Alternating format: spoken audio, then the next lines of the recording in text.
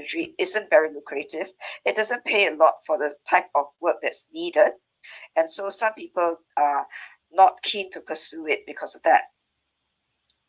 Now in Malay, we have a saying, tak kenal maka tak cinta, and this means you can't love what you don't know. And therefore, it's very important to raise awareness in terms of educating our colleagues, whether dermatologists or non-dermatologists or even GPs. So we have organized basic dermatological surgery workshops. We have had 3 editions so far, as well as updates on skin cancer management, which is kind of a non-surgical course, but more for diagnosis, management, and how to identify skin cancers. So this is a picture of our recent pre-congress workshop organized at the Regional Conference of Dermatology. So this was involving participants from around the Southeast Asian region. And we also organize lectures at national conferences on skin cancers as well as surgery with local as well as international speakers. This is a research article in which the author concluded that it's actually okay to use a 3mm surgical margin for standard excision in Asian.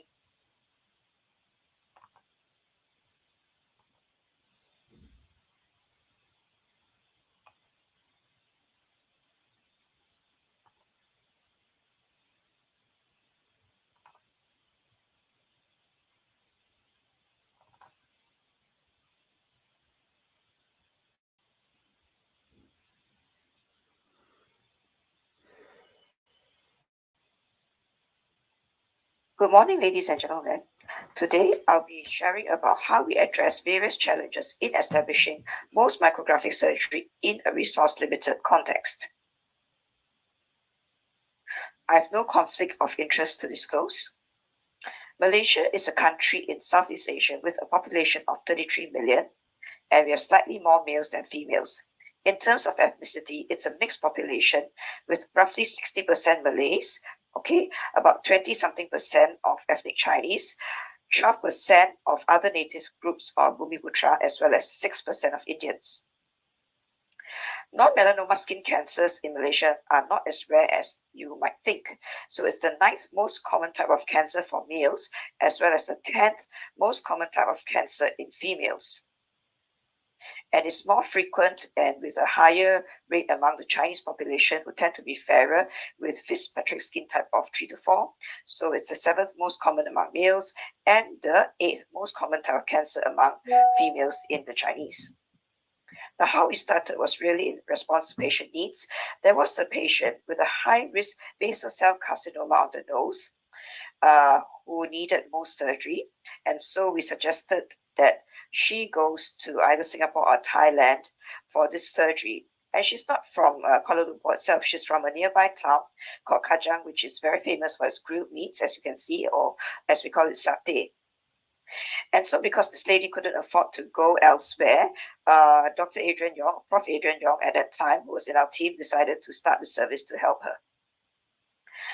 So the current scenario is that Mohs surgery is only available in 4 hospitals in the Klang Valley, which is where Kuala Lumpur is the capital city of Malaysia. It's the major urban center in the central region of the peninsula of Malaysia. And this is the data from our center between August 2022 to October 2020.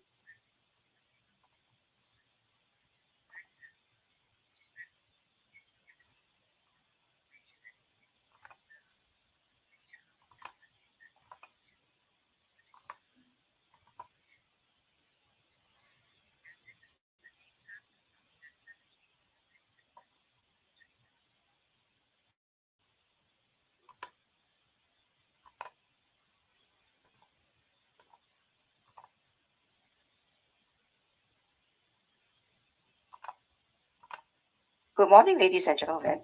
Today, I'll be sharing about how we address various challenges in establishing Mohs micrographic surgery in a resource-limited context. I have no conflict of interest to disclose.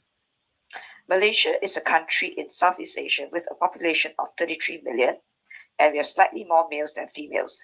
In terms of ethnicity, it's a mixed population with roughly 60% Malays, about 20-something% of ethnic Chinese, 12% of other native groups or Bumiputra, as well as 6% of Indians. Non-melanoma skin cancers in Malaysia are not as rare as you might think. So it's the 9th most common type of cancer for males, as well as the 10th most common type of cancer in females. And it's more frequent and with a higher rate among the Chinese population, who tend to be fairer with Fitzpatrick skin type of 3 to 4. So it's the 7th most common among males and the 8th most common type of cancer among females in the Chinese. Now, how we started was really in response to patient needs. There was a patient with a high-risk basal cell carcinoma on the nose who needed Mohs surgery. And so we suggested that she goes to either Singapore or Thailand for this surgery. And she's not from Kuala Lumpur itself. She's from a nearby town called Kajang, which is very famous for its grilled meats, as you can see, or as we call it, satay. And so because this lady couldn't afford to go elsewhere, Dr. Adrian Yong, Prof. Adrian Yong at that time, who was in our team, decided to start the service to help her. So the current scenario is that Mohs surgery is only available in 4 hospitals in the Klang Valley, which is where Kuala Lumpur is the capital city of Malaysia. It's the major urban center in the central region of the peninsula of Malaysia. And this is the data from our center between August 2022 to October 2024. We had 35 cases over 26 months. 25 were males, 10 females. Median age was 69 years with a range between 41 to 91 years. So that's 50 years range. Most of them were Chinese, and with a few Caucasians, Malays, and 1 Eurasian. 33 were BCCs and only 2 were SCC. And 30 were primary skin cancers, 3 were recurrent tumors, and 2 incompletely excised lesions. 32 were on the head and neck, and only 3 on the trunk or limb. The median preoperative size was 12 millimeters, with a median final defect size of 19.5 millimeters. 21 cases were clear with 1 stage, 13 required 2 stages, and 1 case required 3 stages. 22 cases were closed with direct closures, and then 4 with island pedicle flaps, 2 nasolabial transposition flaps, 2 rhombic flaps, and 1 each of an A to T flap, bilobe flap, trippier flap, advancement flap, and 1 partial closure. 32 cases were closed by the dermatologist, and 3 cases required plastic surgery assistance. So, for instance, something on the eyelid which required a trippier flap. How do we do Mohs surgery in our center? We perform sharp debulking followed by curettage, and then we take the Mohs layer by scoring a 2 mm peripheral margin, and then we score down the middle of the specimen and the surrounding edge longitudinally, and if it's larger, you might need other scoring, okay, in vivo, and this creates tissue nicks, and then we excise it at a 45-degree angle to the desired depth. Next, the specimen is divided and the non-epidermal edges inked. We use filter paper and petri dishes to transfer the tissue to the lab, and we have pre-printed maps of the anatomical sites for ease and convenience. We have 3 different tissue flattening techniques that we use, mainly heat extractor flattening in the cryostat, aerosol freezing on glass slides, and sometimes we also need to do ex vivo relaxing incisions. So this is a paper from Indonesia. This is the only one I could find in the literature about adapting Mohs surgery to the limited resources in their context. So in this paper, it was published in 1988. After taking the Mohs layer, they would fix the specimen in formalin, and then they would send the specimen with the orientation to the pathologist for processing and standard paraffin margin examination. In this paper, they use horizontal sectioning of the tissue, and after 2 days, the pathologist informs the surgeon about the status of clearance. The process is repeated until the cancer-free plane is reached. And they had 17 patients over 2 years using this technique. So we can see challenges as an opportunity. So as Kobe Bryant says, everything negative, pressure, challenges is all an opportunity for me to rise. I've divided the challenges into 3 main categories, mainly education, whether it's in terms of healthcare professionals, patients, as well as payers, resources in terms of funding, equipment, location, expertise, as well as staffing, and adaptability in which we adapt to the local situation and the culture. So in terms of healthcare professionals, there really is a lack of awareness in terms of skin cancer diagnosis as well as management, in particular about Mohs micrographic surgery. And this is because there's minimal emphasis in the undergraduate and postgraduate curriculum, even in terms of your dermatology training. And there's also minimal clinical exposure in terms of dermatologic surgery and Mohs micrographic surgery. Next, you also face resistance to adopt Mohs micrographic surgery, particularly from certain teams in the hospital. And lastly, financial incentives. So the challenge is Mohs micrographic surgery isn't very lucrative. It doesn't pay a lot for the type of work that's needed. And so some people are not keen to pursue it because of that. Now in Malay, we have a saying, tak kenal maka tak cinta, and this means you can't love what you don't know. And therefore, it's very important to raise awareness in terms of educating our colleagues, whether dermatologists or non-dermatologists or even GPs. So we have organized basic dermatological surgery workshops. We have had 3 editions so far, as well as updates on skin cancer management, which is kind of a non-surgical course, but more for diagnosis, management, and how to identify skin cancers. So this is a picture of our recent pre-congress workshop organized at the Regional Conference of Dermatology. So this was involving participants from around the Southeast Asian region. And we also organized lectures at national conferences on skin cancers as well as surgery with local as well as international speakers. This is a research article in which the authors concluded that it's actually okay to use a 3 mm surgical margin for standard excision in Asians when you have pigmented basal cell carcinomas. But based on our data, I feel that there's still a role for Mohs micrographic surgery in our context. So as you can see, we had 114 BCCs treated with standard excisions between 2010 to 2023. 17.4 were high-risk subtypes, and 19.1% were pigmented BCCs. We had positive margins in about 10% of patients, and about 13% closed margins. And we found that the presence of high-risk BCC subtypes was associated with positive or closed margins, even with standard excisions, with 4 to 6 millimeter margins depending. And this adjusted odds ratio was 6.63. So for certain high-risk populations with this kind of subtypes, as well as the certain sites, you still would want to consider most micrographic surgery. However, it's not easy to overcome resistance. And I like this quote that my mentor actually told me before, to tell these colleagues that a rising tide lifts all boats. So firstly, you can approach it from two angles. The evidence that most micrographic surgery offers superior tumor clearance with tissue-sparing properties, and it should be considered as the gold standard surgery for high-risk types of non-melanoma skin cancers. Next is to emphasize to them that it's actually a win-win situation. So some people view most micrographic surgery as a threat to their business, okay, in that sense. But you can actually tell them that, if you offer them a tumor-free hole or defect, then they can do whatever fancy or the best reconstruction possible. So whatever flap you want to do, you know that there's no cancer there and it's perfectly safe and fine to do it. So it's a win-win situation for us, for you, the reconstructive surgeon, as well as for the patient who then has the gold standard treatment.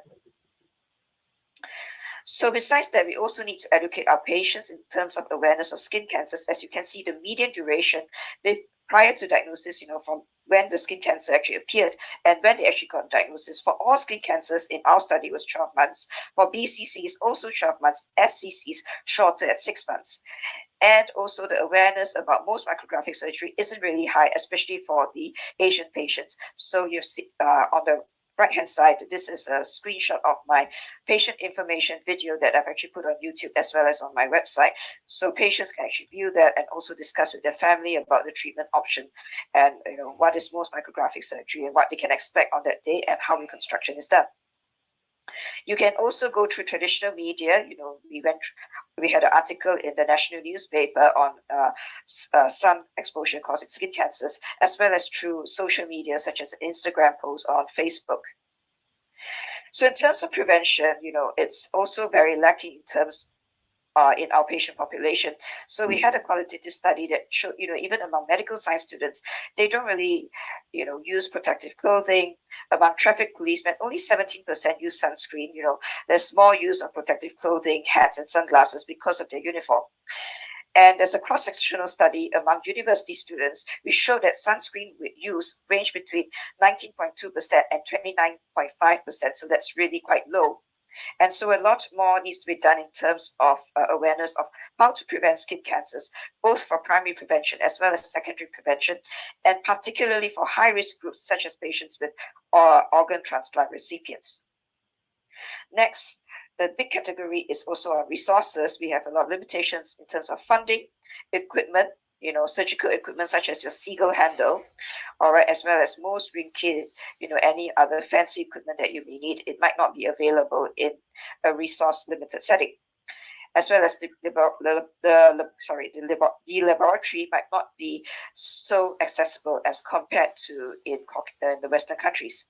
So for instance, my lab is actually located in a different block and I need to walk there with my specimen and be careful not to drop it.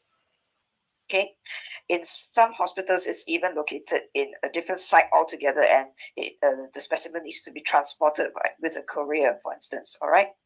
And next, we have theatre availability and location, which can be limited. So in our hospital, we can only use the theatre once a week for half a day. So we need to make sure the tumor is cleared by then.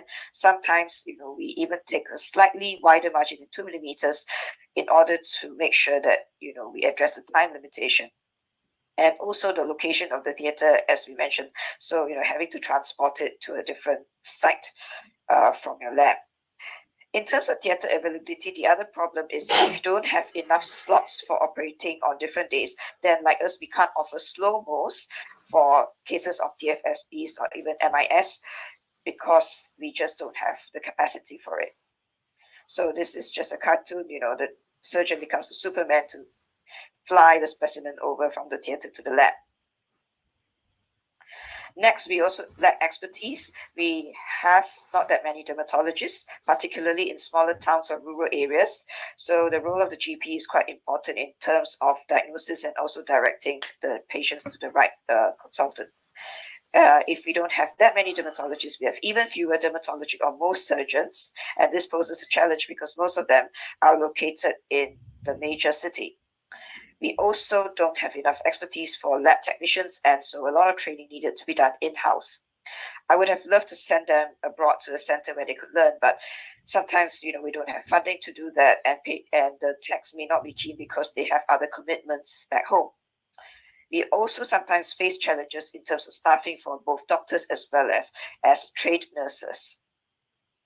So there's a picture of in-house training. That's my trainee dermatologist who's learning how to take a Mohs layer. That's on-the-job hands-on learning, as well as our techs. They even came up with their own guide, handwritten in the local language, so that they can teach the more junior technicians on how to do it.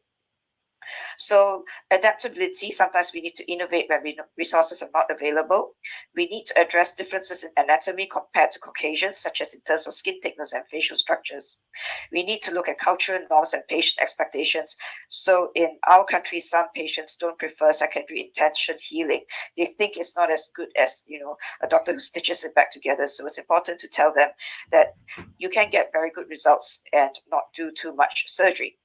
And you also face challenges in terms of logistics when you have to organize multidisciplinary teamwork. So say you do the Mohs surgery and another surgeon needs to do the closure. How do you book the theatre listing and how do you find the slots? Things like that.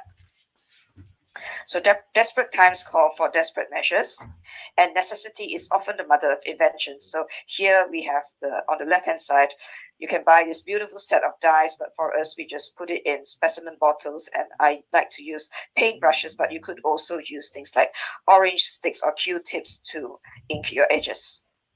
So this is a video of how you use a Presto Chill, which is a very useful piece of equipment if it's available in your lab.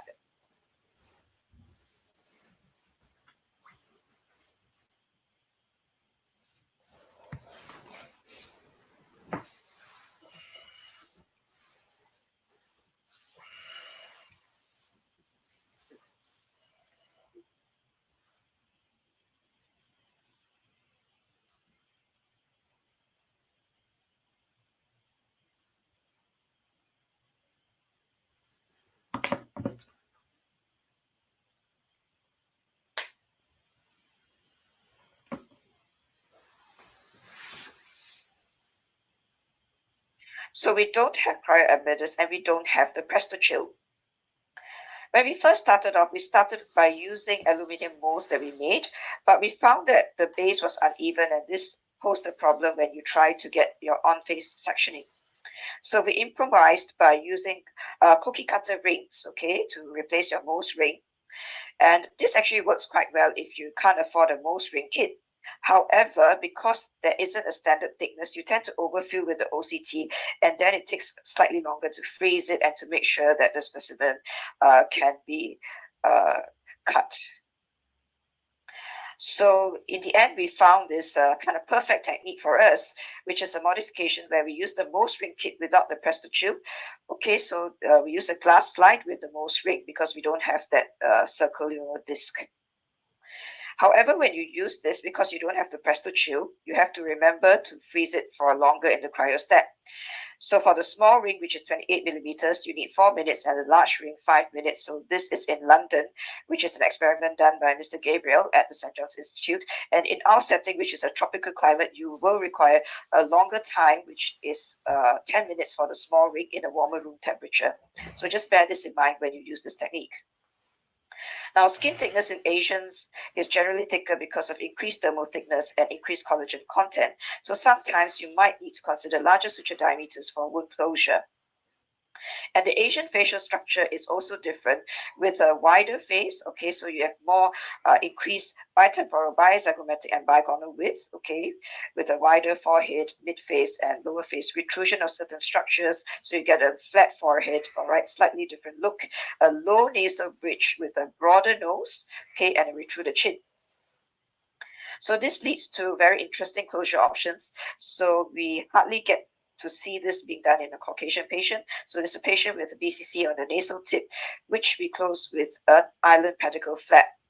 We also tend to use more nasolabial transposition flaps compared to bilateral flaps when used more in the Western context. So in summary, skin cancers are not uncommon in Malaysia, particularly among fairer-skinned individuals. And when faced with limited resources, adaptability and improvisation are keys to overcoming challenges and to look to the future.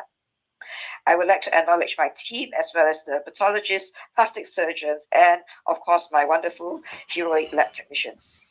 And with that, I thank you. And if you have any questions, you can direct it to my email as below. And I hope you enjoy the rest of the conference. Thank you.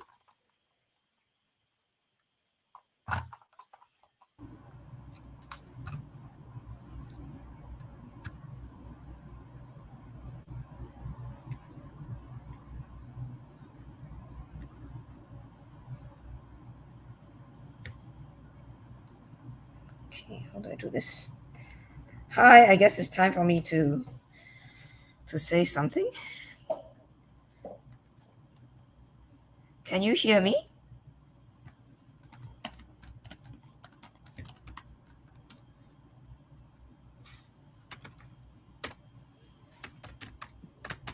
Okay.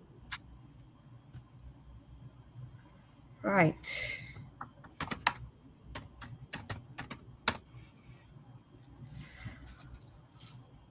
All right. Good morning, everyone. And it's actually evening here in Malaysia, and it's a great pleasure to join all of you online for this conference. And thank you, Dr. Traore, for the invitation, as well as thanks to the rest of the team for all the setup and all the work. So, do we have any questions in the chat? Let's see.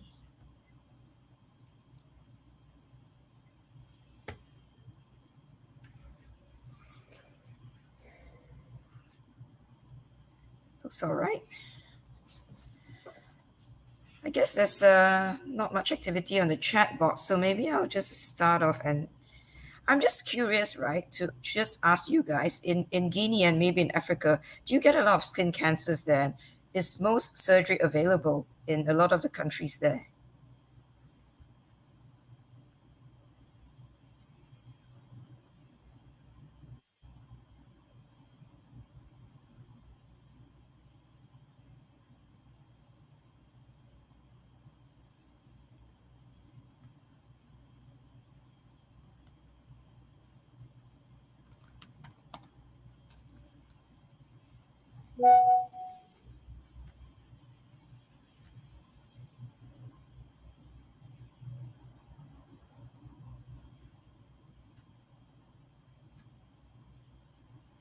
Hmm.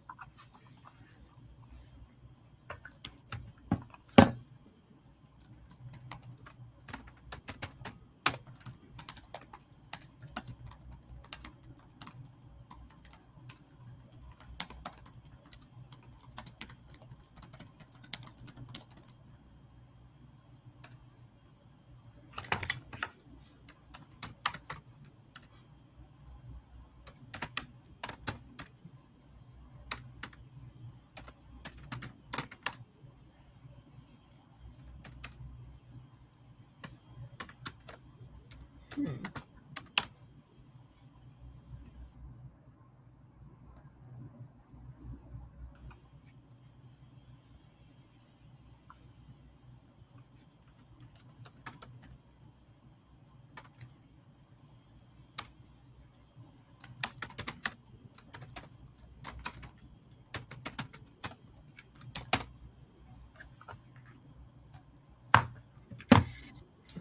So, what are the main challenges acquiring what you need for most surgery?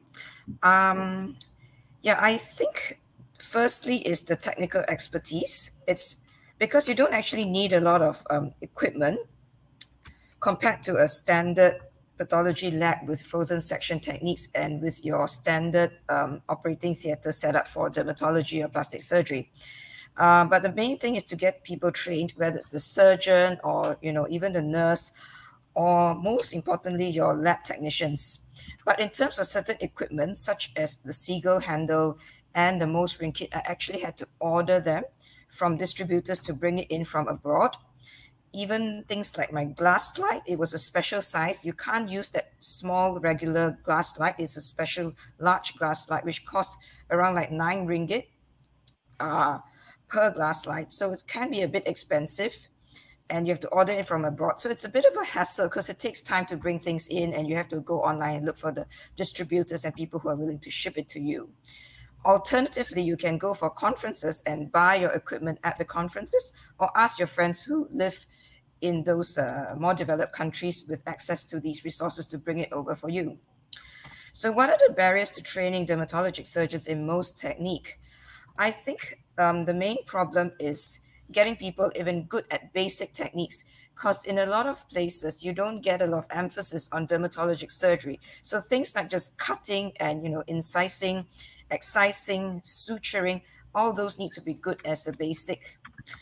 But on the other hand, it's also quite difficult to go abroad for a specialized most fellowship because sometimes you need to have the release from your employer, whether it's a government employer or an institution. They need to give you that time off, the year off to go and train, or at least a few months off, because it's not something that you can really learn from short courses. You do need that sort of exposure.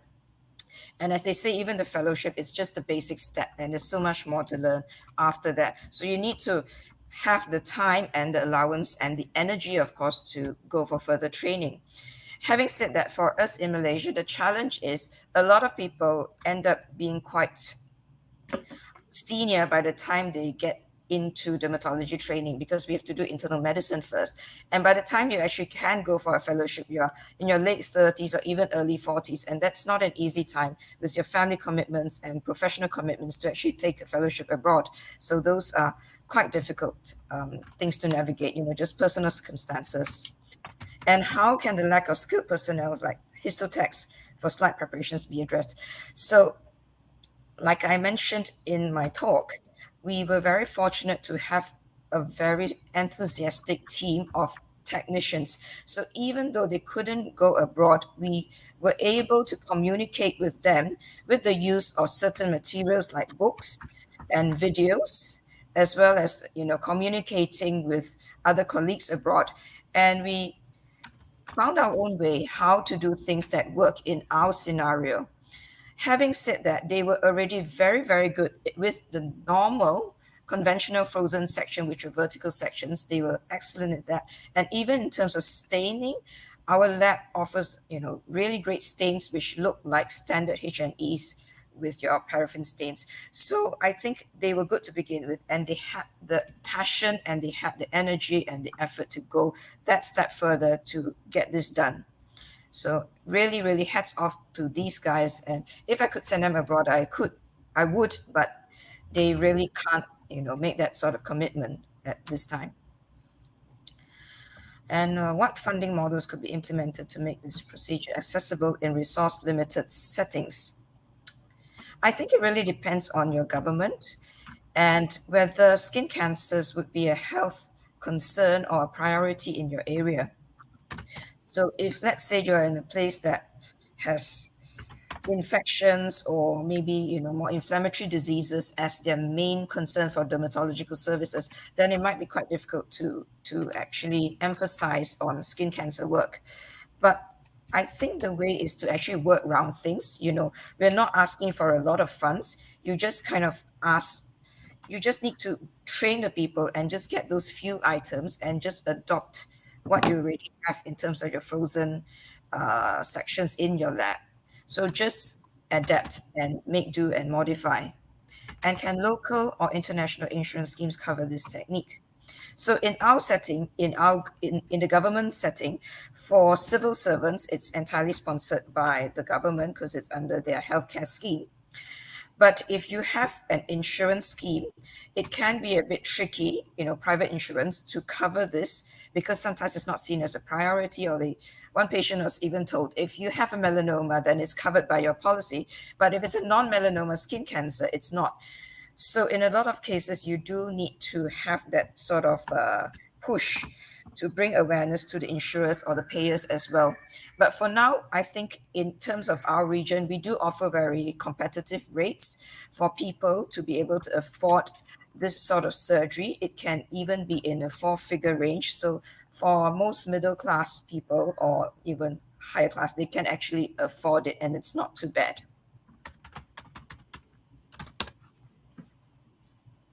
So how can patients and local clinicians be educated about the benefits of Mohs surgery, especially for high-risk skin cancers?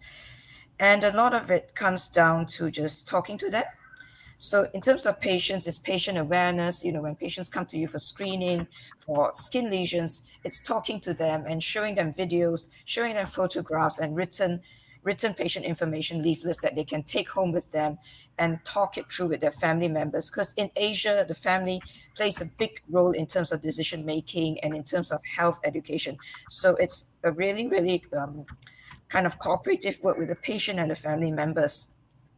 And in terms of local clinicians, we have been giving talks around the country, even webinars, speaking at conferences, as well as inviting people in. They can come for attachments at our center. And what cultural or social barriers might limit the adoption of this technique? So, as mentioned, if they don't want delayed closure, that might be a problem. But generally, I find that if you talk to patients and actually sit with them and take the time with them, then it actually helps to kind of break the barrier, and then they get to understand better and they kind of be able to come on board with your plan.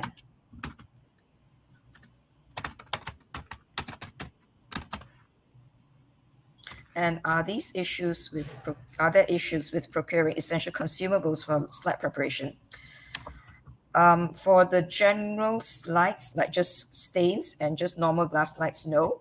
But for embedding, yes. So I'd had to take some time, like you take a lead time of maybe a few weeks to months to be able to order those things in from overseas.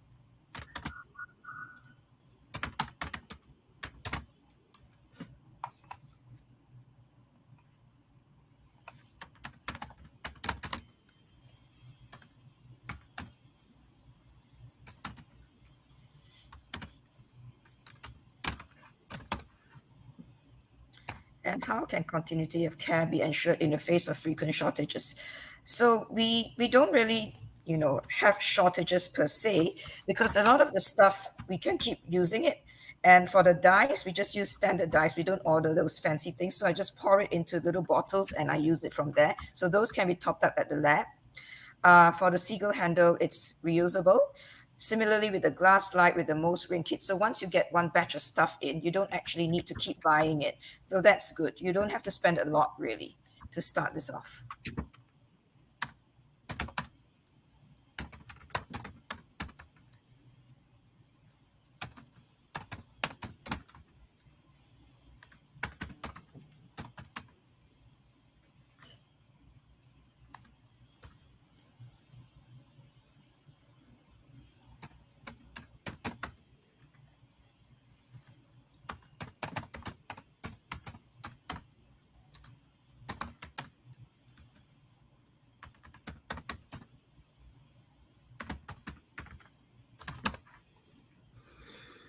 So how can the Mohs procedure be adapted to suit the realities of resource-limited settings without compromising its effectiveness? I think in terms of tumor clearance, there isn't an issue because the technique is as such. As long as you have someone who reads the slides and who knows how to interpret them, you're good. So in terms of effectiveness of clearing margins, that's all right. But if you're talking in terms of time limitations, then yes, because you can't just hop over to the lab. It's not as convenient as say in London or in Melbourne.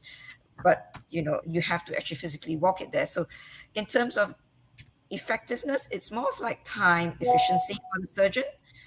So if you're running a private practice, that might be a bit difficult, because you don't have that sort of, you can't have the sort of caseload to generate that sort of income that you would preferably like.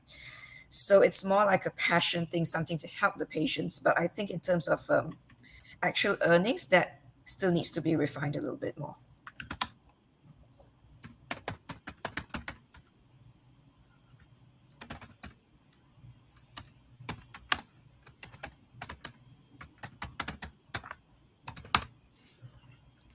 So what role can telemedicine or remote consultation play in supporting the implementation of smooth surgery?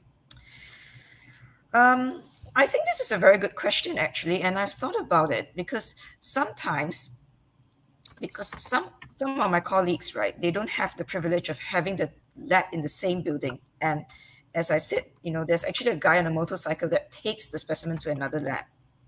And so it becomes something like a slow mo in which the pathologist or someone on the other end looks at the slides, or you actually have to go there. So if we can digitize things, you can digitize the slides, then you are able to interpret it where you are without actually physically moving to another location. So I think that would be something to consider in the future. So, all right, I think that's the end of the session, and thank you very much for having me, and I'm glad to be able to participate in this very interactive discussion, and I hope this has helped you guys with maybe answering some questions on your end about how to start this technique at your center. So thank you and all the best, and enjoy the rest of the day.